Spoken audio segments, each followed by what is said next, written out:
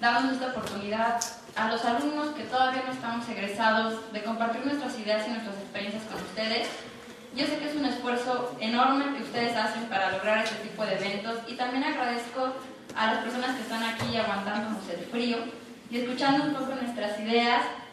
Créanme, es muy importante que cuando estás haciendo esto de la tesis creas que hay alguien a quien le puede interesar. Hay gente aquí que me ha apoyado con esto y pues creo que al menos los tres que estamos aquí de alguna u otra manera sabemos lo difícil que es esto. Y bueno, además de hablarles de mi tesis, quiero platicarles también mucho del proceso de cómo ha sido hacerla.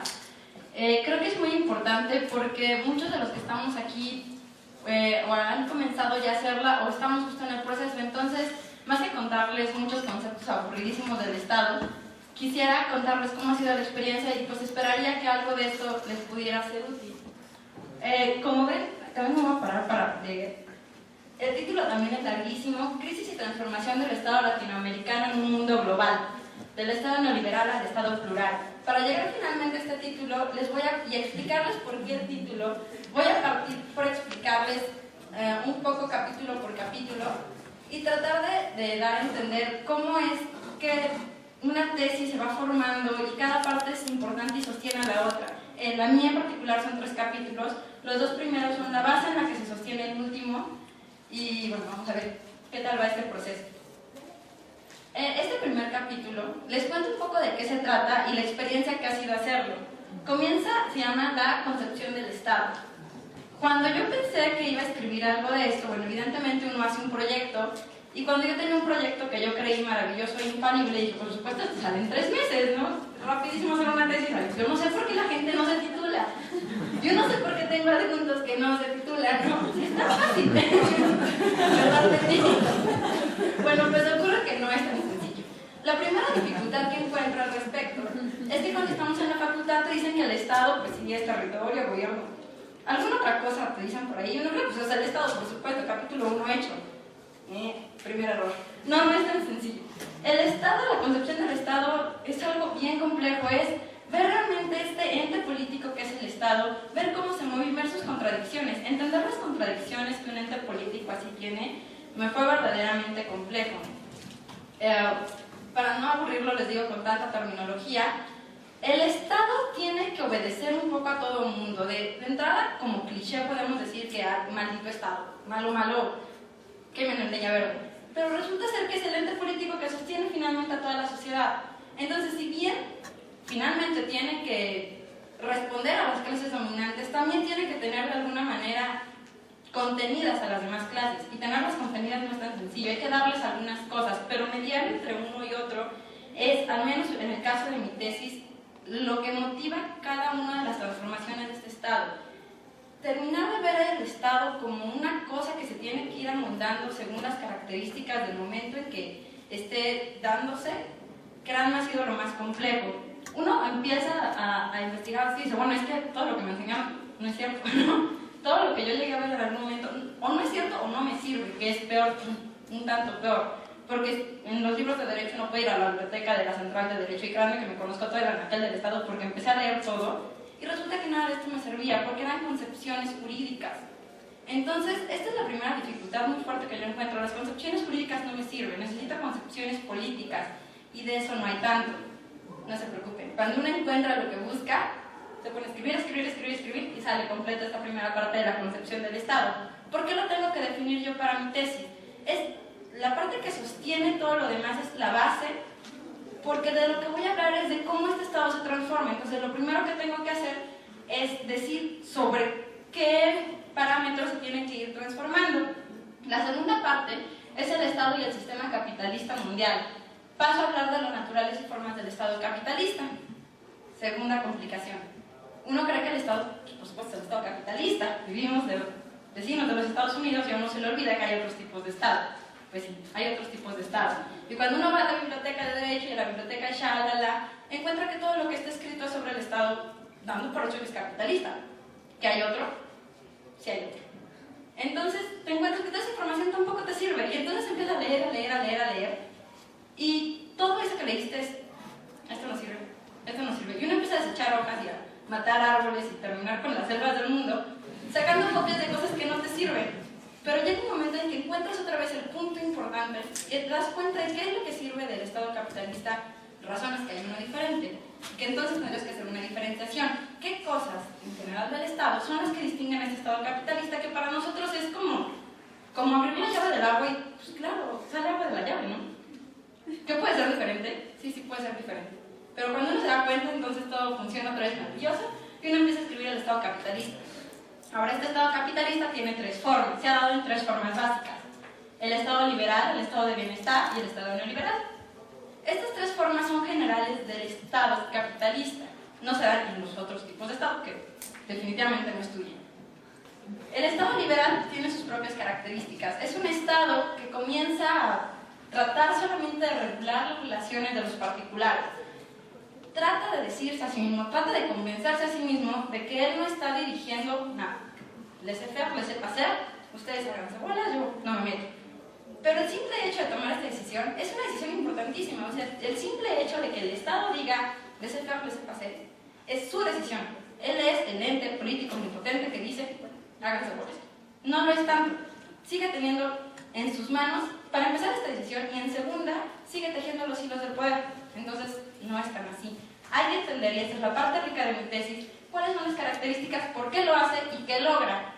Ahora, lo que sigue es entender por qué deja de ser así, si funciona tan bien, por qué deja de ser un Estado liberal y se transforma en un Estado de bienestar. Para explicarlo en términos rápidos, este Estado de bienestar es el que dice, esto de decir laissez-faire, laissez-passer no sirve, ahora yo tomo todo el poder, ahora yo controlo todo, y todos van a hacer lo que yo diga, porque yo digo porque soy el Estado. También esto lleva a una crisis, en la que este Estado, este ente político, se vuelve incapaz de seguir controlando todo y llega a su crisis. Entonces pasamos al Estado neoliberal, que es el Estado transnacional. Producto, hasta como van viendo, en este momento uno es producto de la crisis del otro. Entonces este es como el primer hallazgo verdaderamente importante de mi tesis.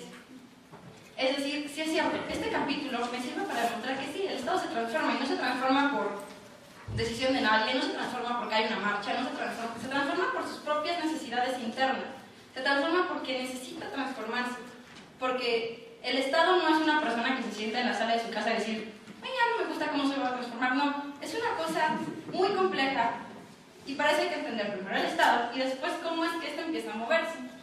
Finalmente llegó al Estado en la periferia del capitalismo mundial. Tercer conflicto. Bueno, ya había estudiado el Estado capitalista, pues que ese no era lo importante, no. No todos los Estados capitalistas son importantes.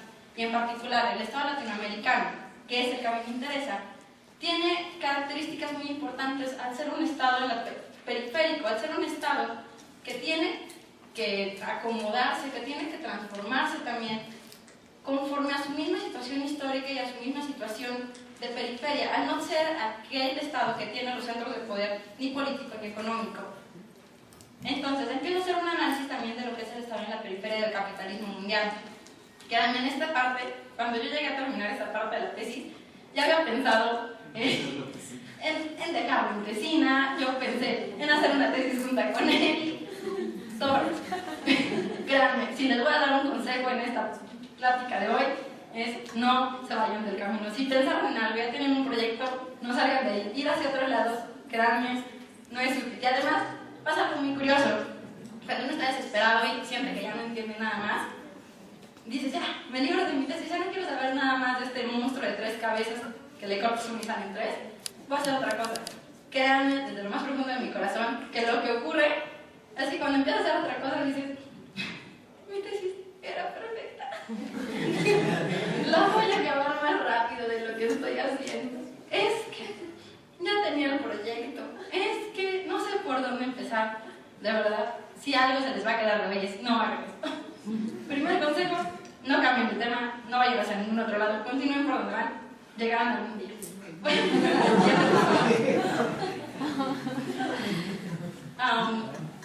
La segunda parte habla ya del Estado latinoamericano y de su transformación. Cuando la gente me pregunta, ¿qué es tu tesis? Sí, es de la transformación del Estado latinoamericano. Empieza de la colonia a la época actual. ¿Perdón? ¿De verdad?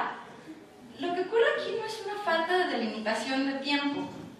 Lo que pasa es que está delimitado en cuanto a cosas. No me dedico dedico al estudio de lo histórico, no me dedico al estudio de lo económico, no me dedico al estudio cultural de la región a través del tiempo. Me dedico solamente a ese rubro pequeñito, a esa línea del Estado, de cómo es que el Estado va cambiando en esta época. Y si bien influyen factores históricos, económicos, políticos, internacionales, internos, todo eso sí se influye, pero ese no es el objetivo del estudio. El objetivo del estudio es simplemente ver cómo estos factores influyen en esta línea de realidad que es la transformación del Estado. A pesar de que parece muy complejo empezar de la colonia y terminar en la época actual, en eso voy. Con algo de calma, pero en eso voy. La primera parte es la crisis del Estado colonial. Entonces, conflicto número 3. El Estado colonial. Para entender cómo es que este Estado colonial comienza a tener fracturas, de repente me hallé escribiendo en 1400, cuando los estados ibéricos, que, claro, para entender cómo es que algo llega a su crisis, tienes que entender cómo es que comenzó. Y hay que tener que dar una paciencia de santo para comenzar a decir, sí, esto me sirve a mí, porque yo tengo que saberlo, pero esto no tiene que ir escrito. Entonces, no tienes que tener finalmente una tesis de 400 millones de hojas, porque mucho de lo que tú lees no se frustren si finalmente no termina en el escrito. Esto es para ustedes lo necesitan para entenderlo. Y cuando ven que el fruto queda en 15 cuartillas, se sienten verdaderamente felices. Así es que no desesperen tampoco en ese punto.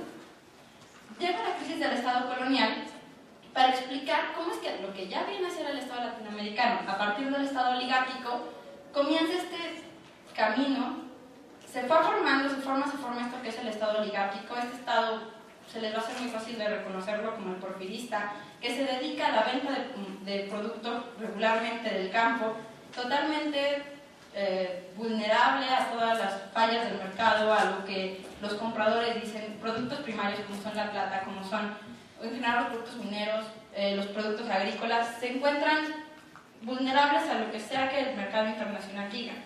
Esto le da ciertas especificidades al Estado.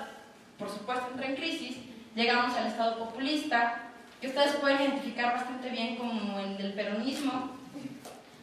Es más o menos el estudio que se hace en esta parte. También tiene sus conflictos, entra en el Estado desarrollista, que también se conflictúa hacia el centro, y llegamos al Estado burocrático autoritario, que es de lo que también el GAER me dio oportunidad de hablar la vez pasada. Este es de los que más me ha llamado la atención porque habla de la parte de las dictaduras en América Latina. Es el que he estudiado hasta el momento con más profundidad y me gustaría tenerme aquí un poco para platicarles de qué se trata. Les hablo de cómo es que comienza por la crisis, igual que los demás del Estado anterior, del Estado desarrollista. Cuando el Estado desarrollista es incapaz de continuar dando todo lo que necesita el pueblo para que de alguna manera esté todo en paz, ocurren crisis sociales, la gente empieza a decir, bueno, es que si antes me dabas seguro social, si antes me dabas posibilidades de ir a la escuela, ¿qué pasa? ¿Por qué hoy no me lo das? El Estado dice, no puedo más, se acabaron todas esas posibilidades, yo me quedo con el poder y lo toman los militares. Al tomar este poder los militares, todo cambia. De repente empieza todo esto que tenemos como la represión, que tenemos como la persecución de las personas, de todo aquello que huela comunista, ya no digamos que sea, lo empiezan a encarcelar, empieza a haber muertos, empieza a haber todo este tipo de cosas bastante fuertes. Y lo que les hablaba un poco la ocasión pasada era cómo este concepto se confunde tan fácil. Se le llega a llamar este Estado burocrático autoritario. Hay toda una discusión impresionante si es fascista, si se le llama no sé qué, si se le llama de mil maneras. Pero este término de fascista a mí me llamó muchísimo la atención porque, bueno, creo que todos aquí sabemos fascismo, Mussolini, no hay más, ¿no? Pero ¿cómo es que empezamos a tener este uso del concepto para otras cosas? Luego me encontré que de repente a Calderón le decían fascista. Bueno, yo les decía, sí me parece que no es la mejor persona y que probablemente no irá al cielo, pero de ahí a ocupar un término incorrecto, creo que lo que nos hace es cerrarnos las puertas. Entonces me pongo a analizar qué es el fascismo y decido que eso no es lo que pasa en América Latina. El fascismo no ocurre en América Latina, lo que ocurre es un Estado burocrático autoritario. Y yo los instaba la vez pasada y lo vuelvo a hacer, a que a cada cosa le llamemos por su nombre. Si al día de hoy el Estado de Calderón, o lo que pasa en México, tiene algunas cosas parecidas a algo que ocurrió en el pasado, estudiémoslo. Los invito a que lo estudiemos, a que nos pongamos a leer, a que volvamos a crear más términos y no volvamos a reciclar términos que significan una cosa: dejemos el fascismo en el fascismo, el Estado burocrático en el Estado burocrático, y si le quieren poner al Estado de Calderón de una nueva manera, me parece perfecto. Creemos nuevos conocimientos y nuevos términos, porque como científicos sociales es lo único que tenemos. Trabajamos con los términos. Entonces, hay que tener mucho cuidado para usarlos. Les digo, bueno, regresando acá, eso fue lo que me llamó mucho la atención del Estado burocrático autoritario. Y si les digo que me tardé 3 meses en decidir que el nombre era correcto, después de la discusión de tantos autores, que si se le llama de una manera o de otra, de verdad fue muy enriquecedor, muy tardado, pero ya quedó. Y finalmente, el Estado neoliberal también, bueno, llega por la crisis del Estado burocrático autoritario. Creo que no hay mucho problema en que ustedes reconozcan ese Estado neoliberal. Y en la crisis es que llegamos al tercer capítulo. ¿Puedes poner la siguiente, por favor? Este tercer capítulo es como los promocionales que pusieron los del GAERRI, como la tesis que salió del armario, como un hoyo negro en algún lugar desconocido. Tengo que saber todavía muy bien exactamente a qué se refiere, pero estoy firmemente convencida, después de la investigación que llevo hasta el momento, que decir que el Estado se va a transformar y se está transformando. La pregunta, la gran incógnita aquí es hacia dónde va. La primera luz del final del camino es que el Estado boliviano es aquel que está comenzando a dar los primeros pasos en este cambio. Y entonces lo que tengo que hacer en esta última parte es comenzar a ver las características de ese Estado y hacia dónde se está dirigiendo, y qué tanto el resto de América Latina como región comienza también a avanzar hacia este sentido, o qué tanto es un primer intento nada más, y si es así, entonces hacia dónde irá. Pues con esto termino. Espero que de verdad les haya dado un par de buenos consejos o algo de aliento si es que ustedes están compartiendo este tortuoso camino en la tesis. Espero pronto verlos a todos titulados. Y pues no me queda más que decir muchas gracias.